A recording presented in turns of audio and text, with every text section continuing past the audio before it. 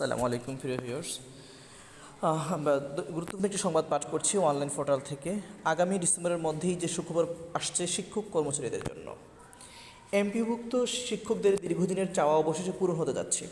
চলতি বছরের ডিসেম্বরের মধ্যে বৃদ্ধি পাওয়ার সম্ভাবনা রয়েছে বেসরকারি শিক্ষা প্রতিষ্ঠানে কর্মরত এমপিভুক্ত শিক্ষক কর্মচারীদের বাড়ি ভাড়া এবং চিকিৎসা ভাতা। শিক্ষা মন্ত্রণালয়ের বিশ্বস্ত একটি সূত্রে এই তথ্য নিশ্চিত করেছে। তবে এ বিষয়ে মাধ্যমিক উচ্চশিক্ষা অধিদপ্তরের মাউসী পরিচালক অর্থ ও ক্রয় উইং প্রফেসর গোপীনাথ পাল কোনো তথ্য দিতে পারেননি। তিনি বলেন, এটা নিয়ে এখনও আমার কাছে অথেন্টিক নির্ভরযোগ্য কোনো তথ্য নেই। অথেন্টিক তথ্য ছাড়া এই বিষয়ে কোনো কথা বলতে পারি না। এ বিষয়ে মাউসীর পরিচালক পরিকল্পনা উন্নয়ন wing professor doctor AQUM Shafiul আজমের সঙ্গে যোগাযোগ করার চেষ্টা করা হলেও সম্ভব হয়নি। বাড়ি ভাড়া এবং চিকিৎসা ভাতা বৃদ্ধির দাবি বহুদিন ধরে ছিল শিক্ষকদের। এ নিয়ে বিভিন্ন সময়ে বিভিন্নভাবে আশ্বাস দেওয়া হলেও চূড়ান্ত কোনো সিদ্ধান্ত নেওয়া হয়নি। ফলে শিক্ষকরা এ নিয়ে ব্যাপক মনক্ষুণ্ণ ছিলেন।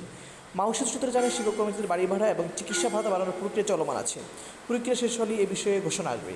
এদিকে সম্প্রতি শিক্ষকদের বেতন বৃদ্ধি করে সরকার।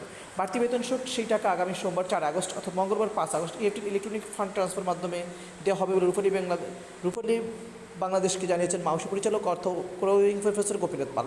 মাউসী সূত্রে জানা গেছে, সবচেয়ে নিচের গ্রেডে থাকা স্কুলের কর্মচারীরা যেমন আয়া পরিচালনা কর্মীদের 500 টাকা পর্যন্ত বেতন বাড়ছে। জুনিয়র শিক্ষকদের বেতন 800 টাকা থেকে 1000 টাকা পর্যন্ত বাড়বে।